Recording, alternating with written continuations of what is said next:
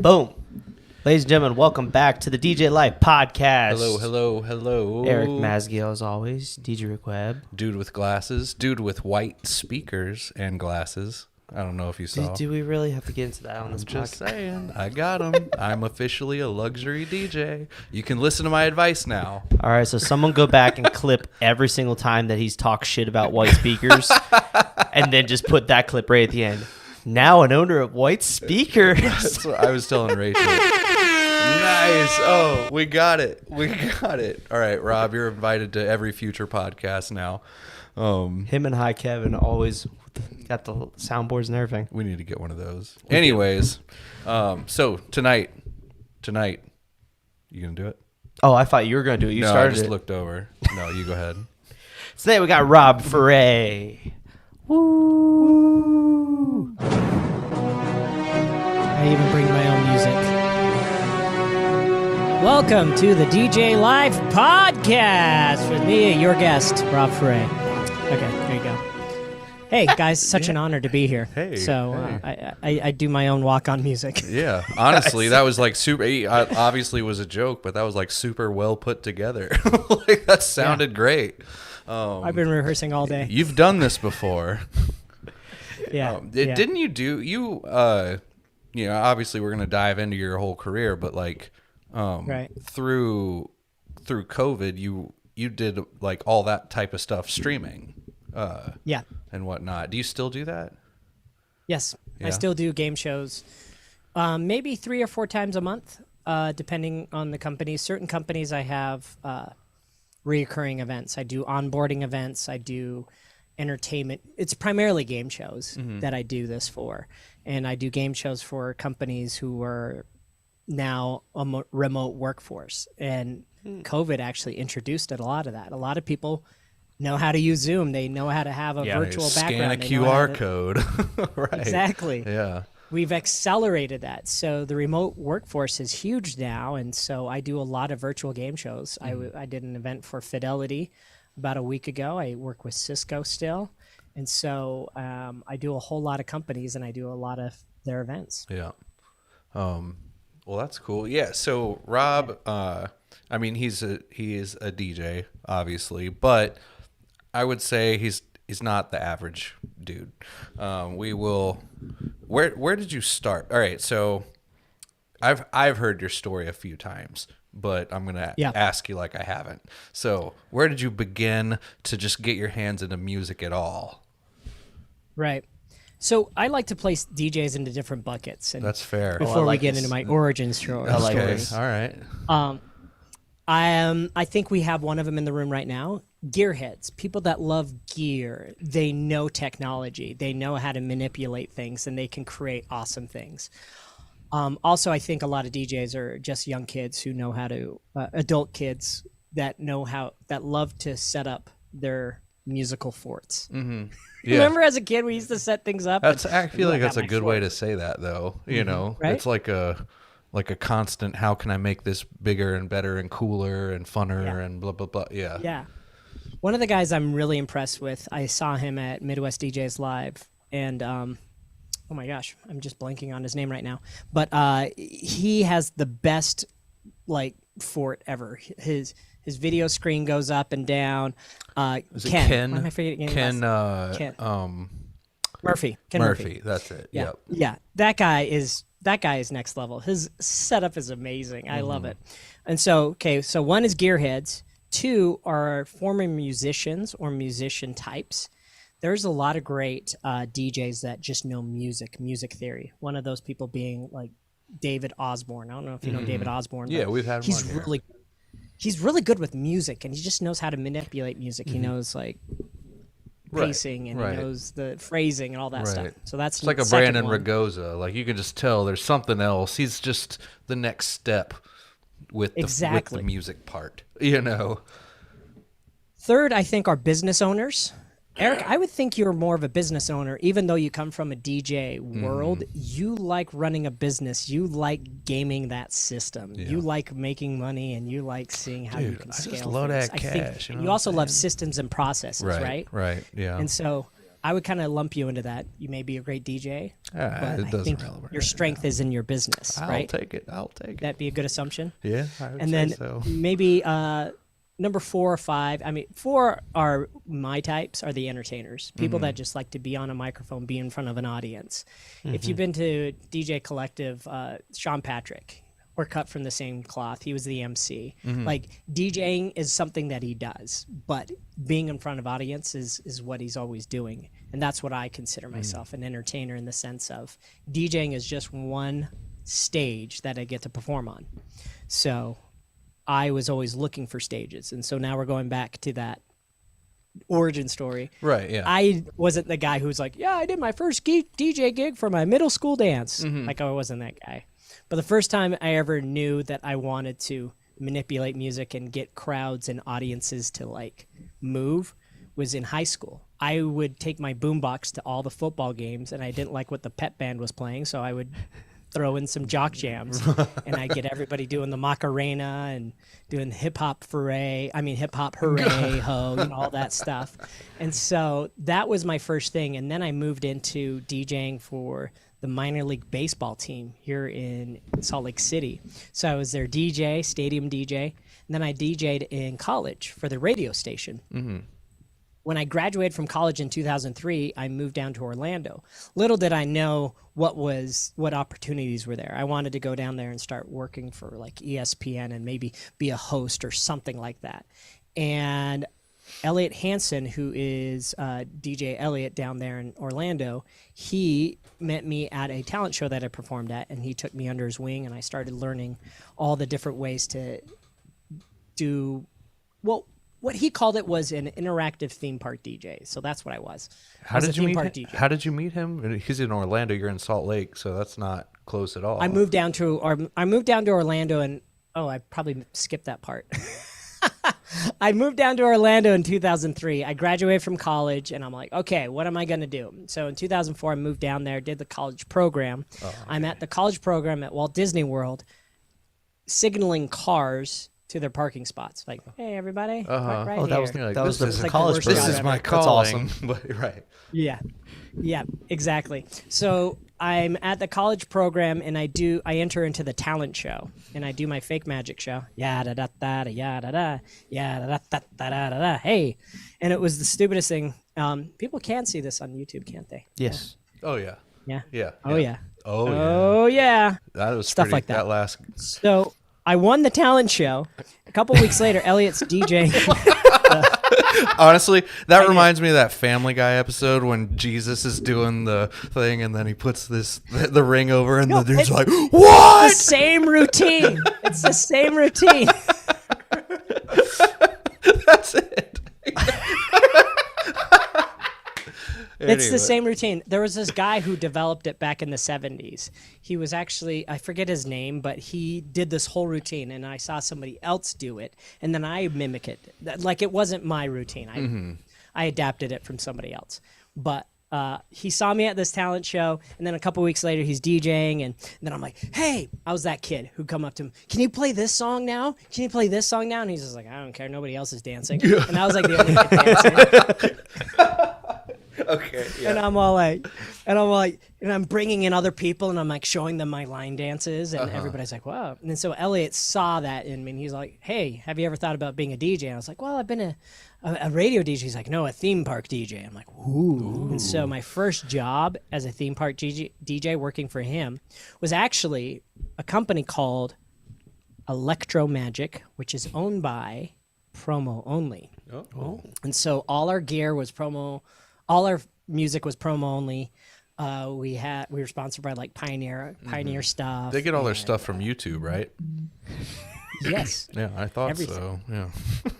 No, it was LimeWire back then. Let's have Nick Hahn on here next. Oh yes, LimeWire. Oh my gosh, those were the days, man. But even before that, Napster, the Napster days, that like blew my mind when that happened. Anyway, so he started me as a theme park DJ working at the Men in Black ride at Universal Studios. So if you've ever been on that ride, there is a extended queue line outside. So when it got really busy and the line was outside, I was the guy entertaining you to make sure that you had a stayed good time long. before you went in. Mm-hmm. And it was just like the most simple job. A lot of people cut their teeth in like a club or something. No, I'm the dude Right. at a theme park playing music. Yeah, yeah. It's funny because, like you said, they're different bucket DJs. I could never do that ever. When I remember my first like couple wedding gigs, I was like, God, I don't know how the fuck I'm supposed to talk on this microphone. You know, I get the music, whatever, totally different. You know, I had been DJing for years and whatnot, but the microphone was like a whole new ballpark. You get it down and whatnot, but I guarantee, like, and y'all listening, don't get it twisted. My microphone-ness is nothing compared to a real MC's microphone skills and whatnot. You did Mark Ferre stuff like that? Yeah, I've done Mark Ferre. My first workshop with him was his Love Story workshop about 10 years ago, maybe even more than that, maybe 12 years ago. And so I've done maybe 6 Mark Ferre workshops, which gave me the basis for what I am as an MC. I've also taken workshops from Randy Bartlett, I've done Mike Walters. I've done, who else has done stuff? Herman. Bill Herman, the Entertainment Experience. I've done that. Todd Mitchum has a workshop. I've done a whole variety of things. Some of those I don't even know about, but that's where my skill set is really on the microphone and engagement with an audience. When I first learned to DJ, it was on Megaseg on a MacBook. I don't even know what was that just is. like, yeah. Megaseg is just I've heard of basically it. go from one to the other. Right. It's just Well, like, that's all you do as a DJ. It's fine. Yeah. What is But it wasn't like manipulating. I wasn't scratching. I didn't know any of that. Yeah. It was just like, ooh, I'll pick a song and then this will fade into the next song. Right. That's what I was doing. So that was kind of how I got started. Then I was there for about 3 years. But while I was down there, I worked at Disney doing downtown Disney interactive dance parties for families. I worked at the Nickelodeon Hotel as a game show host and DJ. And then I moved back to Utah and I started my business in 2007. Okay. So I've been here ever since. But Utah is my home. So I moved from Utah to Orlando, was there for 3 years, moved back here. Got your started my feet business. wet, and then back to Utah. Yeah. The land of the Mormons.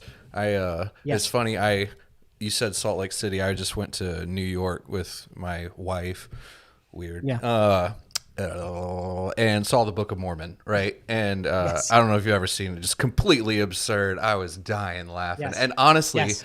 I said to Rachel a couple of times, I was like, I have this friend named Rob. I was like, I wonder what he would say about this play. This is absurd, but it doesn't matter. I've seen it multiple times. It's so. hilarious. It's so I was like, there's no way he wouldn't. It's think South it's Park funny. on stage. Yeah, I know. I It's mean, South it's Park. It's ridiculous. absurd. Yeah. Super funny. But whatever. They just kept saying Salt Lake City in the thing, so I was thinking of you. Yeah. And then where he wanted to go on his mission was Orlando. Orlando. Yeah. Right. So all about that. Yeah. Yeah. So you're back in Utah and you start your business. And you do games, like you said, you work with all these companies and whatnot, but you do weddings and whatnot also, don't you? Like, Yes. But the wedding season's very short there, from what I've been told, from a time frame. I would it's say like just summer only. it starts to catch on May and then goes until mid-October. So I would say is the extent of wedding season. July, it drops off because it's so hot and a lot of people go on vacation during that time. Then I would say the best times for weddings are August and September. So May's a good one as well, but it really heats up in August and September. That's kind of a short season. So like here, March, mid-March until late November. And then it falls off for 3 months. And even those 3 months have like stuff going on. It's just not necessarily weddings. Like December's Christmas party season. Yeah. Heats up and all that. But between weddings and, I keep saying game shows just because like it just seems like all of the above to me. I really don't know how to elaborate further on that. Do you find more money, I guess, in the wedding? Like, what's the deal? Like, how do you stay busy? Is there one that takes priority because you like it more, is more profitable? Like, what's the deal, Yeah. So I lump my business into two different buckets. You got the DJ entertainment business, and then I have the speaking business. Mm-hmm. Now, with like speaking, I have different programs. Programs being keynote speaking, going to speak for corporations, and I do a leadership talk on taking it from me to we. How do we get ourselves onto the dance floor, and how do we bring others with us? It's about creating a movement. Mm-hmm. So that's my keynote. I have a couple of different programs, intentional language. I actually do speak at industry conferences for DJs, right, for wedding stuff. That's how I got started into speaking. I started speaking at DJ conferences, and I was like, ooh, I like this. I'm pretty good at this. And I love educating, and I love being able to do that. There's not a lot of money in the DJ world, believe it or not. People are freaking out if they have to pay $300 for a ticket for a show. Right. But then under the speaking umbrella, I would have game shows where I do corporate game shows, and I do that for hire, MC multi-day events. And then the last one would be virtual as well. So those are the 4 different buckets that I put my speaking business into. And then the DJ business, I have a multi-op. Everybody's 1099. So no employees. I'm the only employee, but I have an assistant who works with me, and then we book the majority of our DJs. And then we partner with a lot of different DJs here in Utah as well, subcontract them. And the goal for me is to do less and less DJing and more speaking. Okay. And so the shift is already happening. And so to your question about do I make more money speaking? Yes. Can you make a lot of money DJing? Yes. But do I enjoy speaking more? Yeah. I enjoy it a lot more. I love being able to be flown to a destination, a location, and get a sizable paycheck. Yeah, for sure. And it's a lot of fun. And so that part of my business is growing, and I really enjoy it. So the goal was to start scaling down the DJ business. And so, for example, this last weekend, we had maybe 15 events, or over the last week, we'll say. I don't do that many events, but we had 15 events over the last week, and I didn't do any of them, which I loved. I'm sure you did. Right. Yeah. Yeah. Yeah. And so but I don't, there are a lot of people who just love getting out there and DJing. I'm just shifting just because what stages I want to be on and people I want to be in front of is more the speaking audience. But I do incorporate DJing into my speaking events as well. I also use it as a way to bundle it. Hey, you need me for your opening reception. And one of my favorite programs is if I can actually DJ their opening reception, I record the people on the dance floor and I use it as a case study in my keynote. It's one of the coolest things. The keynote thing. And I've heard that term a million times, but I actually have no idea what does that mean? A keynote? And you even had a name for yours, from me to we. Yeah. What is that? Yeah. Is it like what is that? So we go to DJ conferences and we see presentations that are very niche, right? But sometimes we have somebody come in and they give a keynote that they give to multiple organizations. It's something that can be repeated. And so with keynotes, a lot of people, a keynote speech, right? A keynote presentation. And you look at it like this. What does your keynote talk about? What does it, leadership, sales. We see Alan Berg at conferences. He's a keynote speaker. Alan Berg came in and did a keynote speech on sales, right? He can take that to multiple organizations. Now, a workshop, if we're going to get into the weeds, a workshop is more what I did at Midwest DJs Live, where I bring up different people up to the stage and I start working on their intentional language as an MC. I will work with them on that. So that would be a workshop. Breakout sessions are not main stage.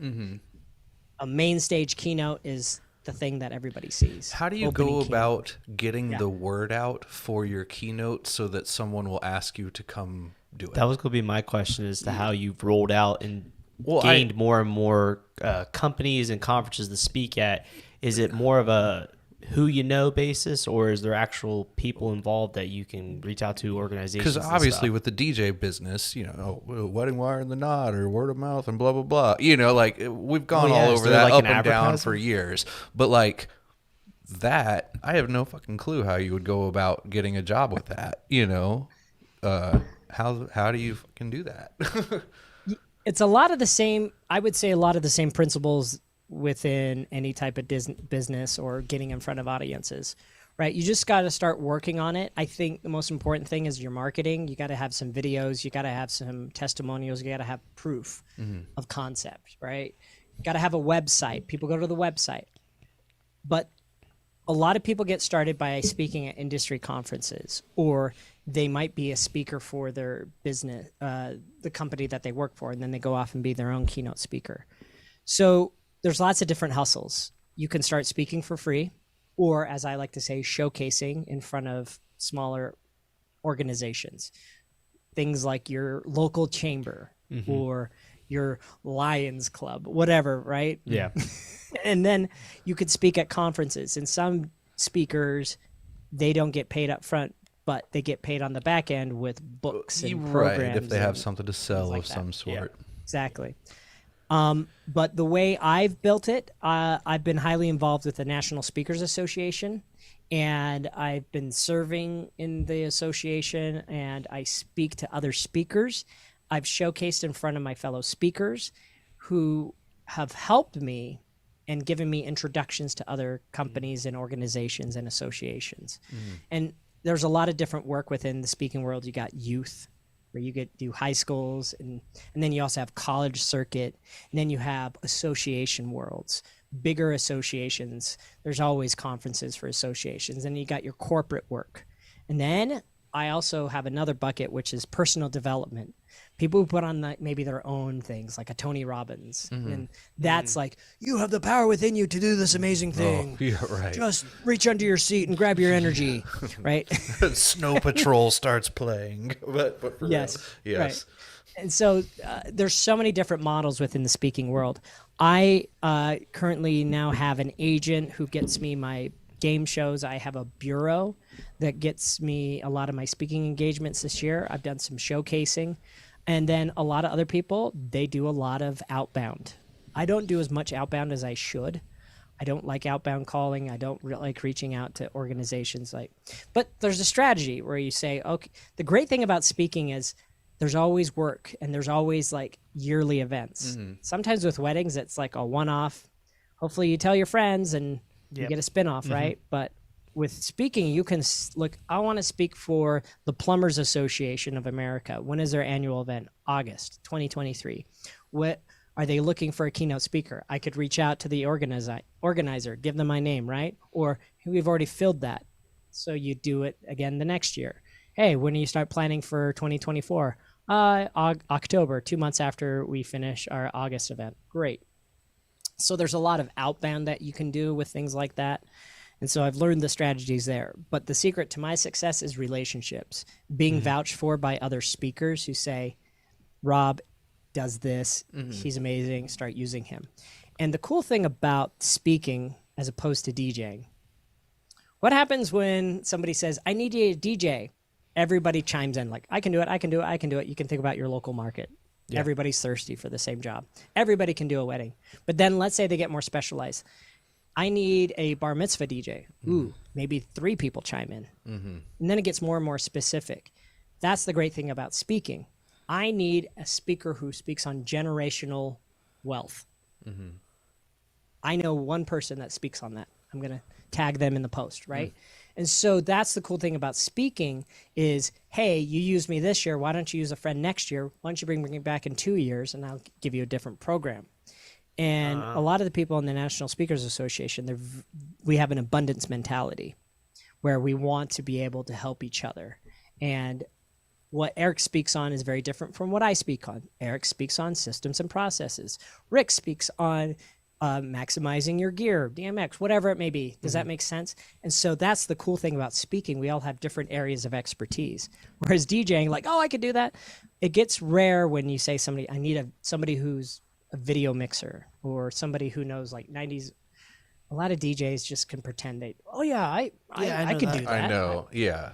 Right? Latin, Like, yeah, I can figure that out. Who plays No Indian problem. music? And everyone's like, I do. I got Spotify. I got Spotify. Right. Right, exactly. Great hackers unlocked the door for me. They have a playlist for that. I was waiting for that plug. Oh my god. So so at least on your social media, it looks like you're traveling all over the place. Does speaking at all these different conferences become a little bit of a logistics nightmare on occasion? Yes. And are you doing all the travel planning yourself, or you got someone helping you nowadays? So travel planning I do myself. I enjoy it, but at times it is a bit of a grind. I have a possible event that I'm going to do in the British Virgin Islands, and Love it. It is tough trying to figure out travel for that. And one thing is, if you're going to get into traveling as a DJ, as any type of a person, I always tell people, start creating your loyalties now. If you don't have your loyalties, pick an airline, stick with that airline. I'm a Delta guy.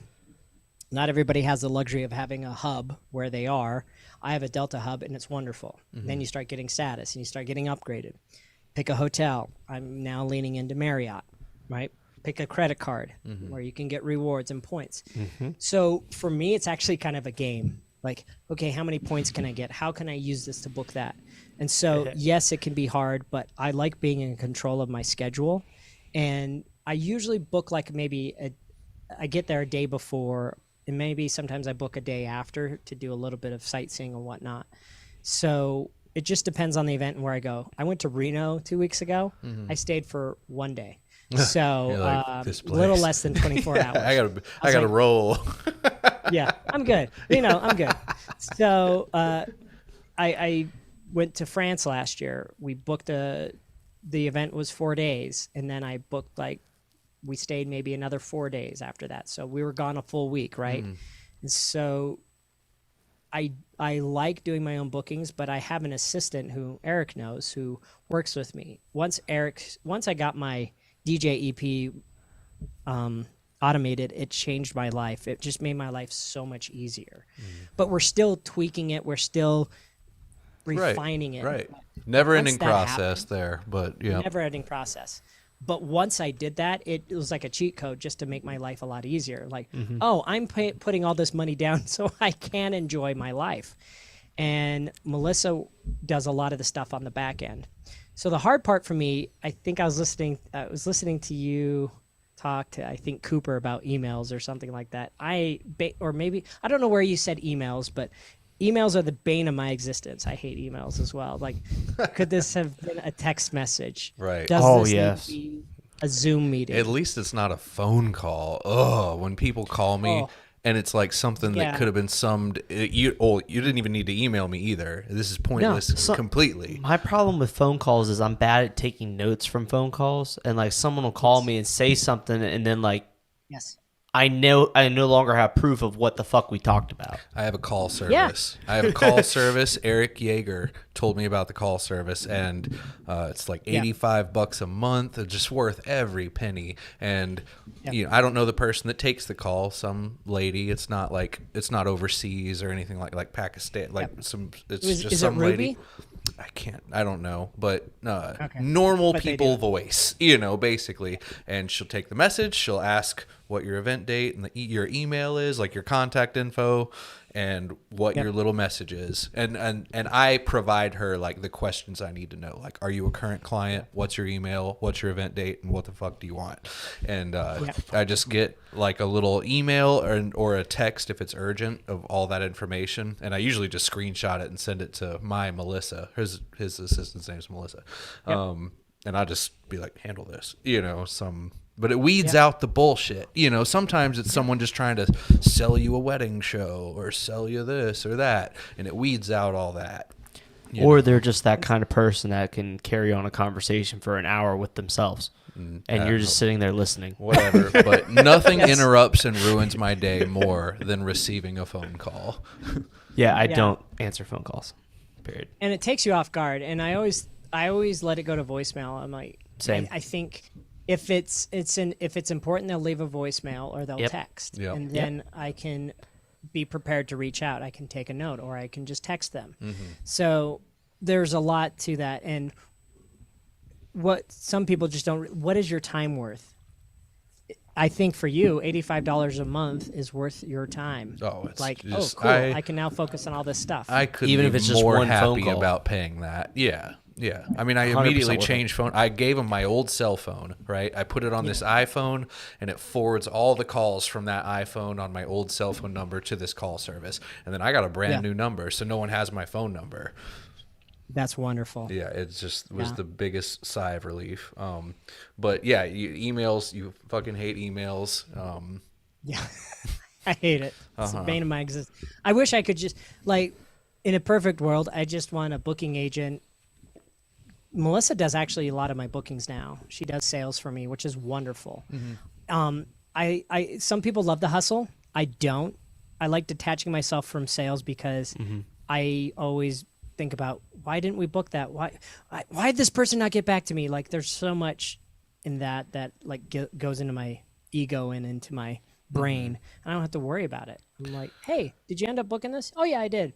Great. And then she can usually negotiate more money than I can, which is wonderful. Right. I mean, honestly, over there, you said you want to get out of that and whatnot. I know you're not. It's not like you're gonna just stop doing it. It's already a rotating machine. You have someone to run it. You have your people that fill the jobs, and you can just kind of be like, and whatever, it's mine though. So that's super awesome.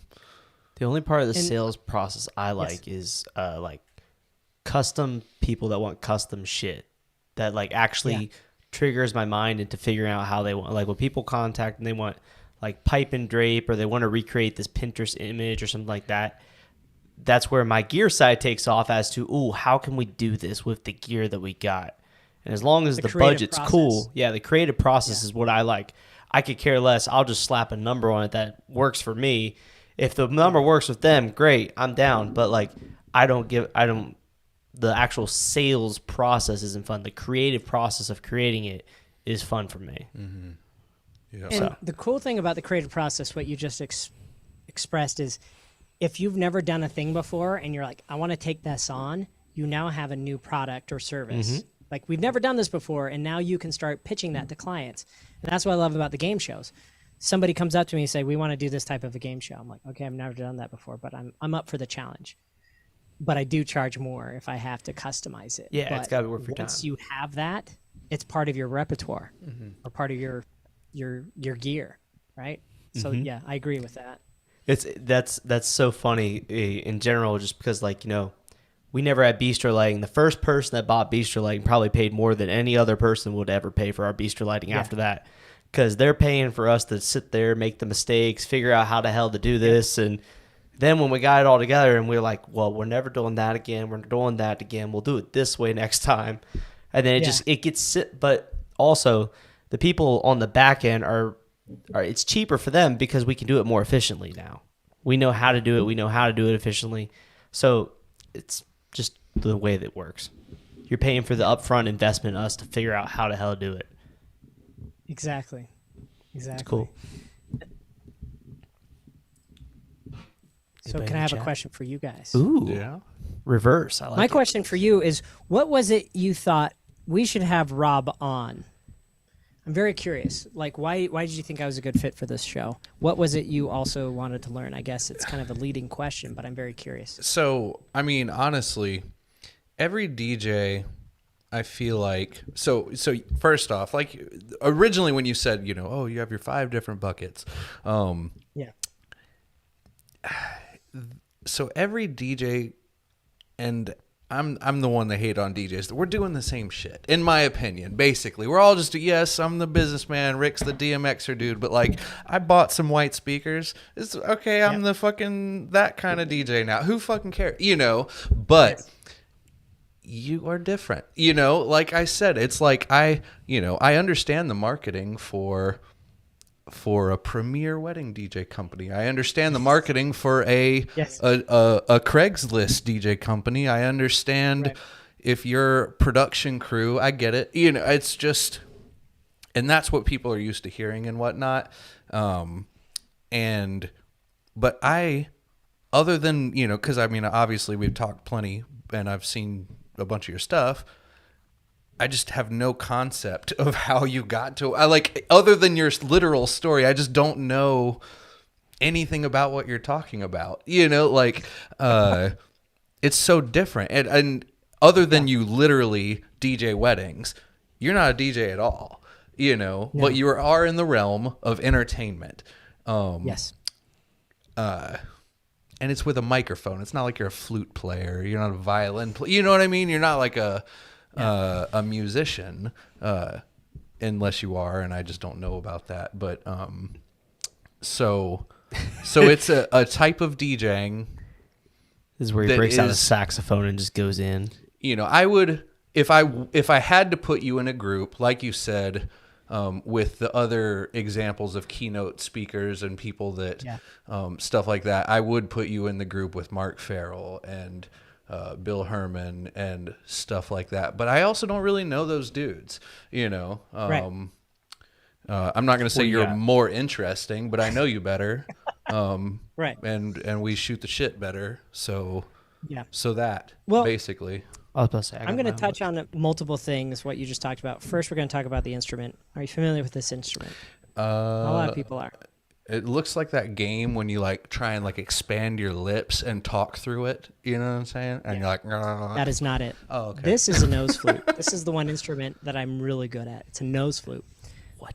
The air from your nose is put into this part right here. You do cocaine through it, Rick. And then the music I would know about is that. made Come on. in this square in your mouth. Okay. I manipulate the music inside my mouth. So, for example, wow, that's shame. Everybody name that tune. Oh, fucking Usher. That's hilarious.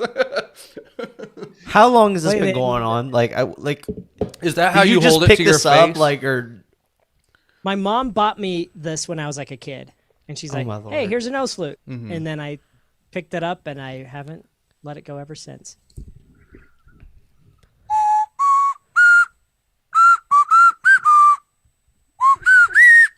That's hilarious. Anyway, do you know that one? Why It's do birds suddenly appear? is that like the equivalent of a recorder over there? Like, do you guys get that in school instead of a recorder?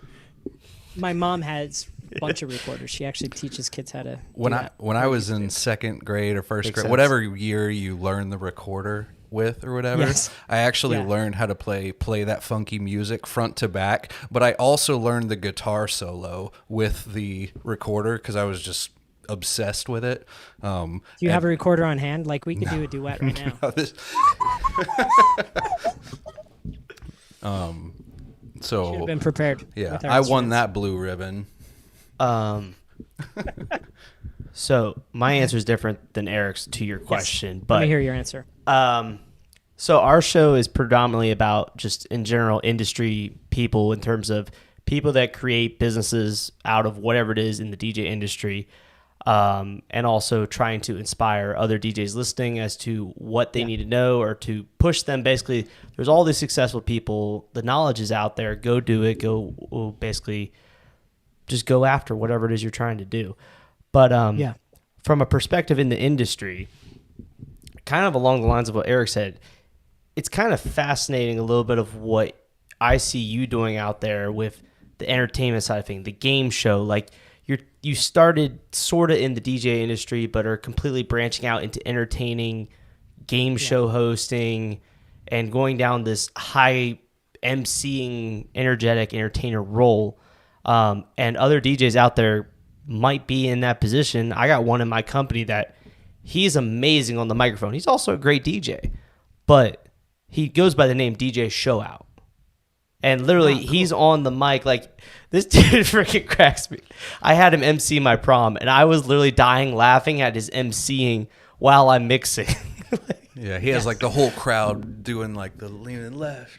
And then No, the one right. that cracked me up, he's like, I forget what song I dropped. It might have been Mo Bombay's, like, or something. He's like, all right, I need you to grab the person next to you, grab it, and say, go best friend, come on now. Like, I like the little twang in your voice. Not, well, that's the twang he's got. Not so, redneck twang. Yeah. he just grabs, just cracking me up, like the random stuff he comes up with just on the spot. And that's like what you're doing too. But I feel like there's a lot of DJs out there that could benefit from hearing your story a little bit and also seeing that kind of like how you opened up. There's different classes of entertainers, DJs, and different paths you can possibly take as a person in this industry. Yeah. And to your point, I appreciate both your answers. I think sometimes DJs are trying to be somebody else, right? And what's interesting about what Erik does, it's really interesting. You're the ultimate DJ troll. But what I love about it is you let DJs in on, like, these are the things everybody is doing. How can you be different? And you're calling us out on the same tropes, the same things that we do all the time. And it's good because it brings a mirror back to us and be like, I am doing that, or I am trying to be like somebody else. I am trying to just get this easy cookie cutter way to become a DJ company or a DJ. And a lot of DJs try and do that. Not enough of us pave our own paths, create our own style. There are other DJs that we should look up to and be inspired by. Are you more like a Digital Dave? Do you want to do that? Are you more like a Bill Herman, right? Or are you more like a Ken Murphy? There's so many different people out there that you can look to. And I think what we don't often do as DJs, as entertainers, as business owners is lean into our superpower. What is your superpower? Think about what you can do really well. What do you do better than anybody else? And so you're the guy that works for you, DJ Showcase. Show out. What's his DJ? He shows out. Show out. Yeah. The show's out, right? And then do you have a DJ cookout? Hey, North Carolina. I wish we could. That's next. Next hire coming up. DJ cookout. DJ show out. His strength is the gift of gab, the power on the microphone, how he can take words and manipulate it. When I was doing my workshops at Midwest DJs Lives, I was trying to help every DJ that stepped onto the stage to do things differently. There is no wrong or right way to do this, but if you can stand out in a different way, do it. And so my super strength is relationships. I was the kid who would show up to school and want to be known. I go to every different organization and different thing, and I say, I want people to know who I am by the end of this. And it's interesting. I've talked to other DJs who had their first impression of me.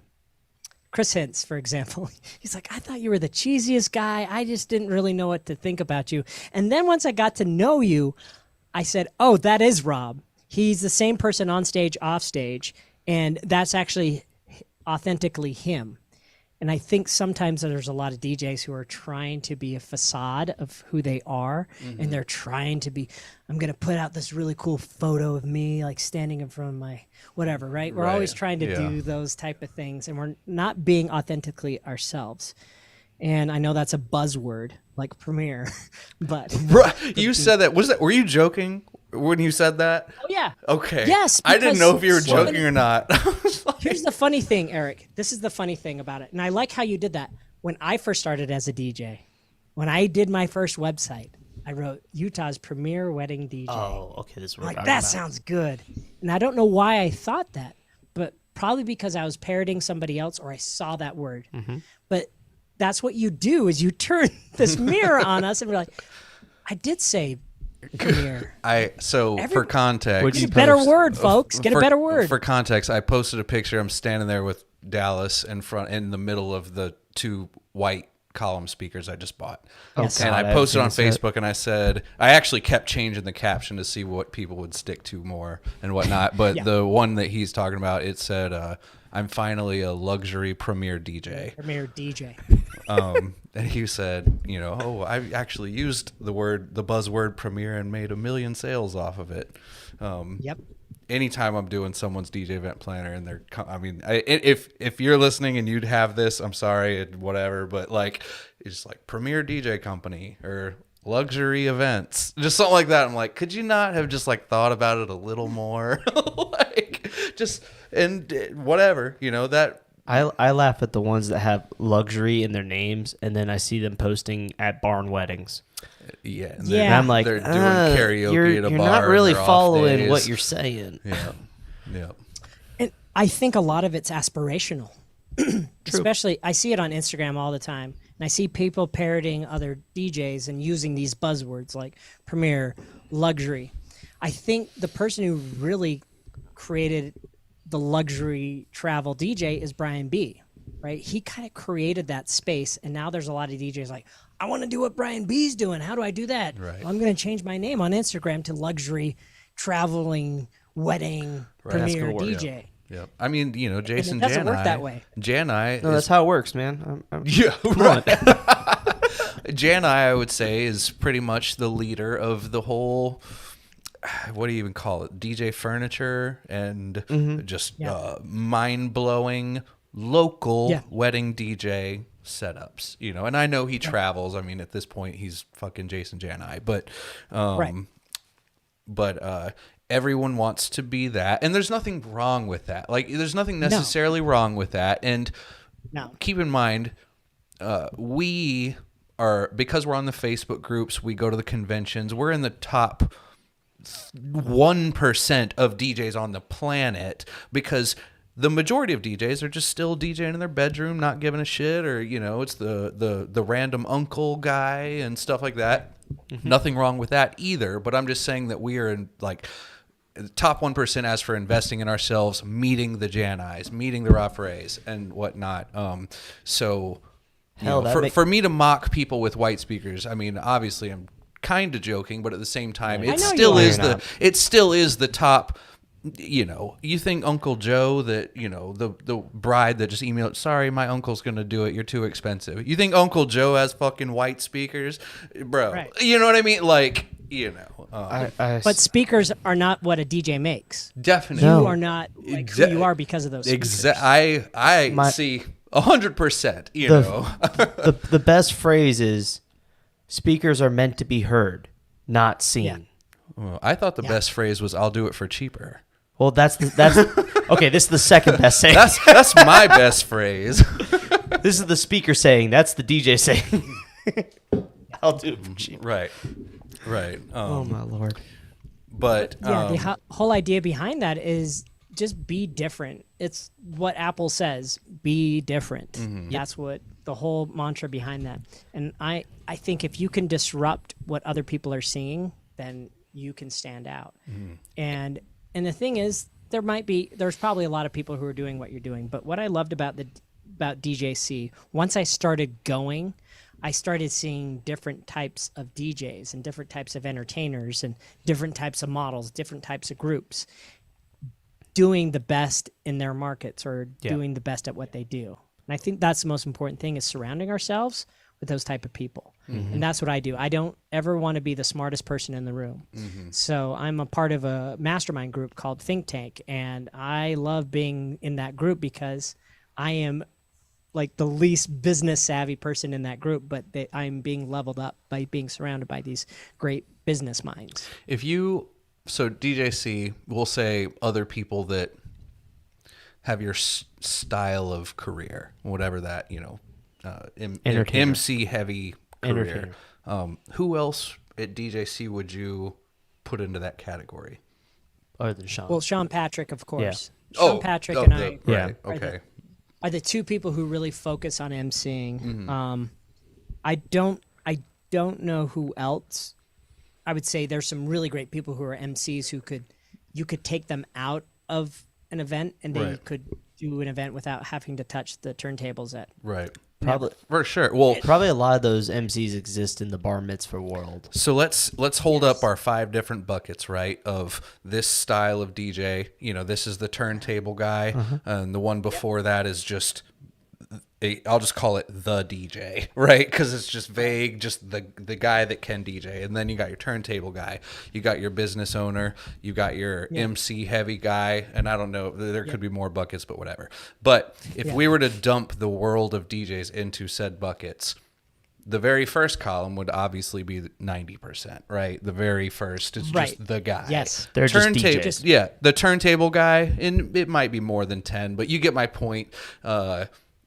Let's call that. And let's make a note of this really quickly. We're mobile DJs, right? Mobile. There's different types. Oh, yeah. There's Of festival course. DJs. Exactly. You have your club and event DJs, and then you have your Yeah, mobiles. I mean, you have your dudes that have the little Newmark thing that can fit in your lap, and they just do it with the aux cord in the car, and whatever. Right. So that's, the majority. And then the next, 90%. Which is your turntable people that are like, if you don't DJ a ceremony with nothing but vinyl, then you suck, and you're not a DJ. And then you got that bucket, and it's still a big bucket. That is a big bucket, but it's not as big, right? And then you have your business owners, which I would say is even less, right? But basically, I would say your bucket is the smallest bucket in this. Yes, percentages. So that's why I asked that question. That was a long way for me to get to that answer. It takes a very certain type of person to jump into that role.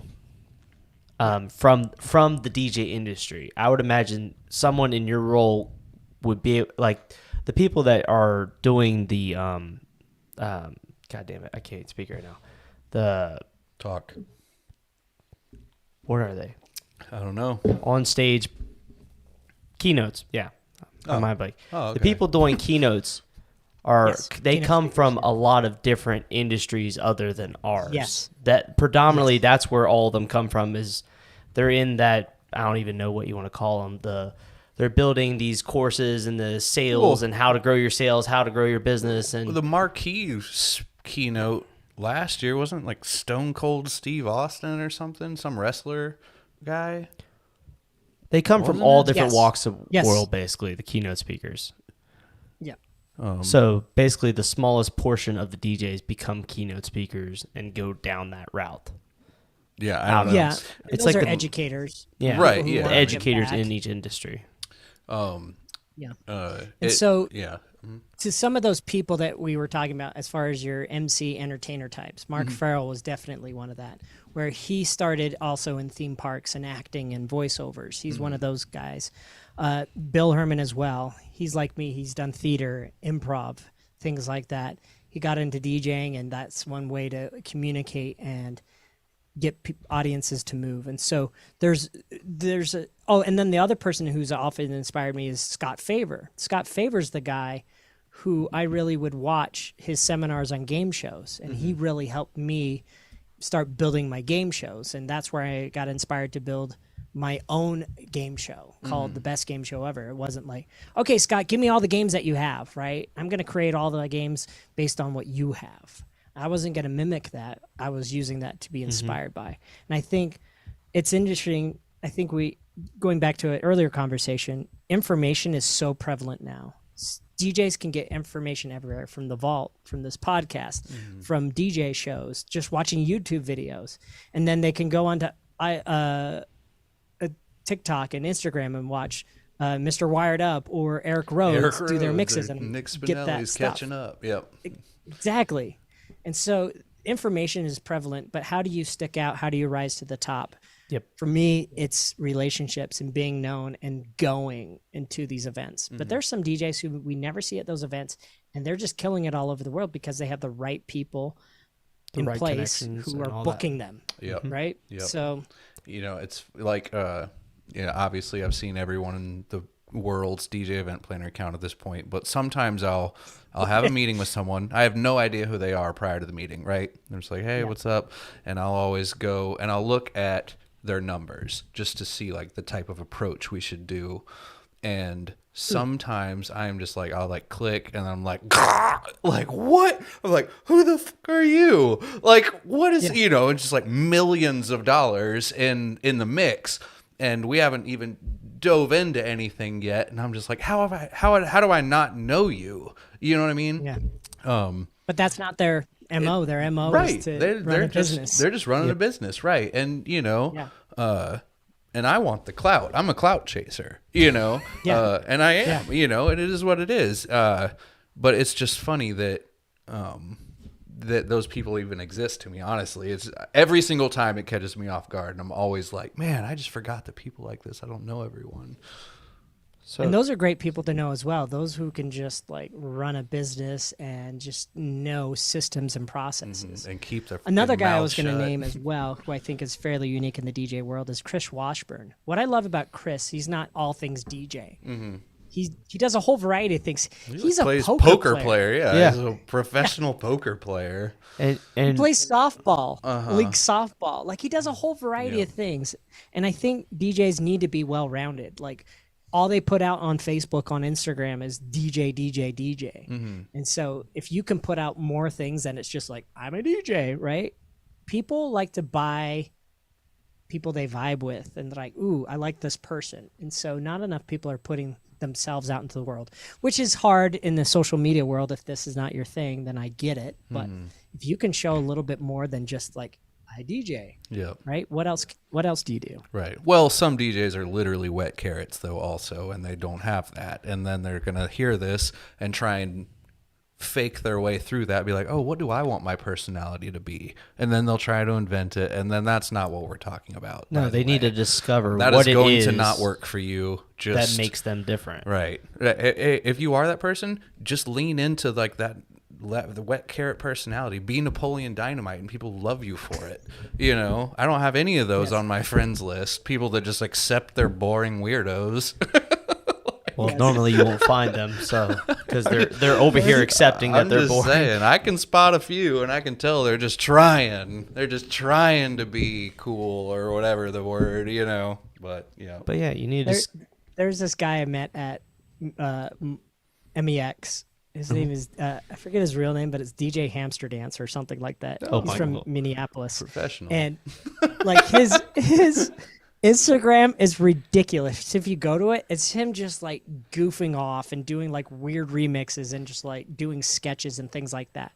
And like people will buy that. Yeah, like, lean into what you are. Right. Don't try and be like, I am this thing and I'm gonna try and be the mold of this. Like it doesn't matter. Yeah. Just like it is. I will say though, you know, because I've heard, you know, a lot of people say, you know, authenticity. You got to be authentic. You got to be authentic. That is easier said than done. And it sucks too, because it's almost like you just, once you're doing it, you're like, how did I not do this the whole time or whatever, you know, but like it is a tough pill to swallow. It's easier said than done. And especially in today's world. With social media, TikTok, Reels, it's so hard to not try to mimic something or someone. Something you're trying to be and whatnot, which, you know, whatever. Yep, I agree. Yeah, but overall, I mean, try to be different. Figure out what it is that makes you different, and I like the terming niche down to what it is that you do, how you do it, and why you do it best, and then push it. Also, don't burn bridges along the way. I've known too many DJs that have burned bridges, and there's so much work out there. And if you're out there burning bridges and like being this guy who's siloed and doesn't want any feedback or want to collaborate, what's interesting about the Utah market is when you think about Utah, you don't think about one DJ. You think about 5 or 6 of us. There's a good group of us. We have a great community that we're always collaborating with each other.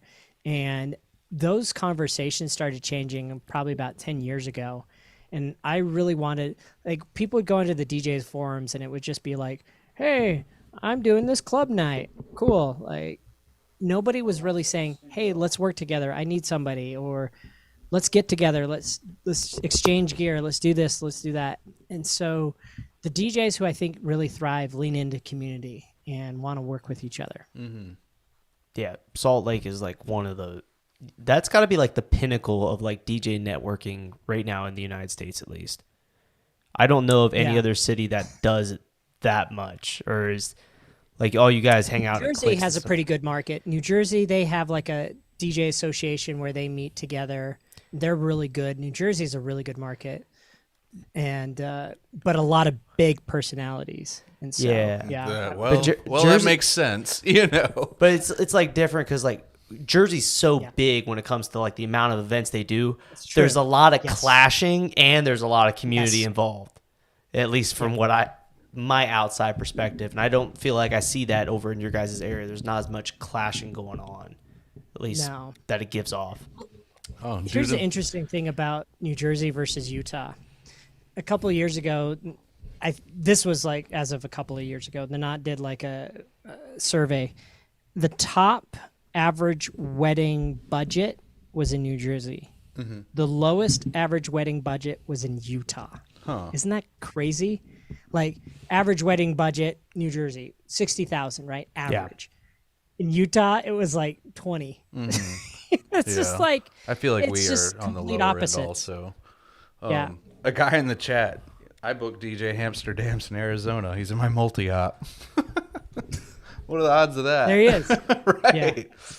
Yeah. Hell yeah. Exactly. But awesome.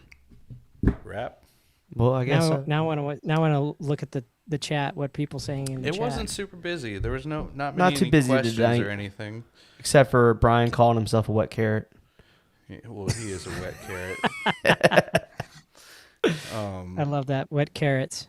It's a great thing. You've heard that term before, right? That's not something you've heard that? No, I actually haven't heard. No. I have not heard that term before. I've heard something very similar, like a wet rag, or I've heard wet rag. Yeah, there was this guy that when I met Rachel, where I met her, this little community I met her in, there was this guy named Connor, and he liked hardcore music, and he looked like tattoos and whatnot, and I was like, oh, I would be this dude's friend. And I remember just like trying to be this guy's friend, and he was just boring. I was just like, man, I just don't like you. You know what I mean? And that, I remember we called him a wet carrot all the time, and that's where that came from. Did he look like a carrot? No, it's not. It's just the term of something that's just like, bleh, like a cold wet carrot. Yeah, just like it's like soft and squishy. You wouldn't eat that carrot. You know, it's like not a cooked carrot. I don't really know where it came from now that we're having this conversation. I'm thinking about like the veggie platter of like celery and carrots and ranch, and like everyone's going to go grab the celery versus the carrot. Are we talking about the veggie platter that costs more than the wedding DJ, or yes, that one? Okay, right. I'm just making sure. I had a wet carrot last night. I opened up the thing and it was all wet, and so I Googled, "Are slimy wet carrots okay to eat?" And it just said, yeah, just wash it off. It's fine. Yeah, it's like, get off of the internet. So if you're a wet carrot out there, just wash yourself off and you'll be good to go. Yeah. Right. And you might sprout a personality. You're not damaged goods. You're not completely damaged. Yeah, you're not worthless. I just don't like you myself. Right. Right. Awesome. Cool. Well, yeah, I mean, honestly. Well, can I ask you guys something? Like, what gets you up in the morning? Or like, what excites you most about doing a gig, or maybe even your business?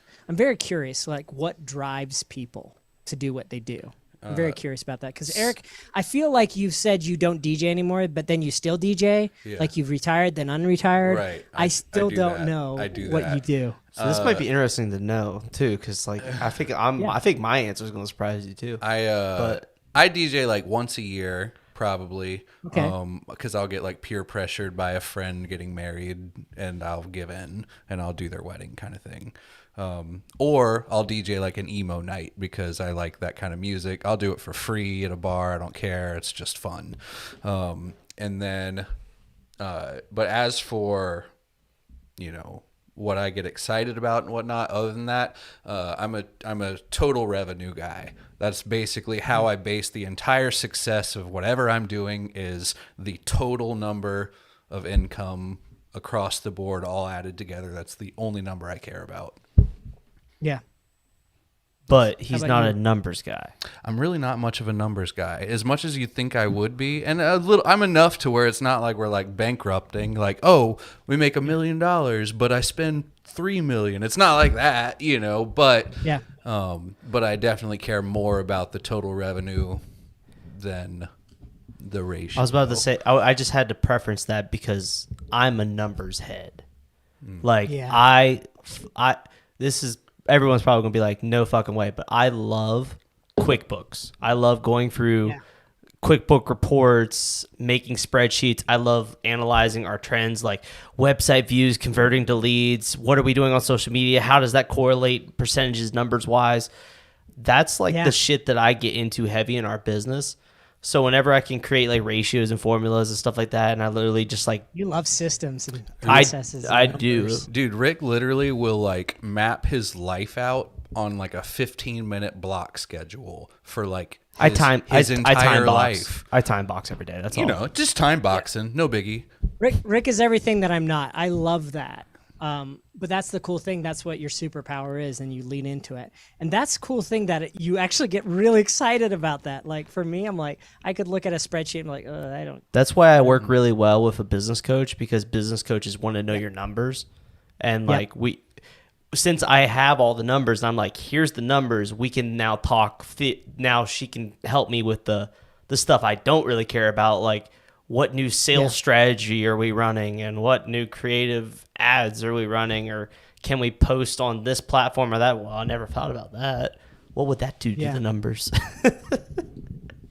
Well, one of my DJs is here to pick up some equipment, and they don't have something. So I'm just going to wrap up my thought and then turn it back over to you. Absolutely. I think for me, it's the experience of the unknown, doing something new, meeting new people, being on different stages. I love the variety of life. Mm-hmm. I love that this year I've already been to Dubai, Puerto Rico. I'm going to be going to Thailand next week. And I'm not doing this as a flex, but I do this because I love being able to travel the world and see new places, experience new things. And so DJing kind of got repetitious. And so now I have opportunities to go do different things. And so I think if you're not growing or doing something different or increasing what you do, you're just going to become a wet carrot. You're going to plateau. So that's why I do what I do. Yeah, I love it. Yep. Awesome. All right, Rob, before you go real quick, where can people find you at online? Where do you want them to go? How can they get in contact with you?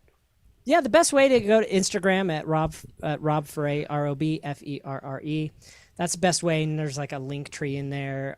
You can go to my website, follow me on Facebook, but Instagram's the easiest. That way you can kind of follow my shenanigans. I love telling stories. It's a kind of a way I journal. I really live life out loud, and I just went to Savannah. Here's all the things I saw, right? And I just love to be able to share that with people. And it's just a fun way to kind of live life.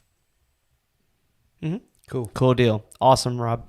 Thanks for being on the show tonight. And in general, guys, be sure to like, comment, subscribe. If you're listening on any platforms, go over to YouTube, hit the subscribe button.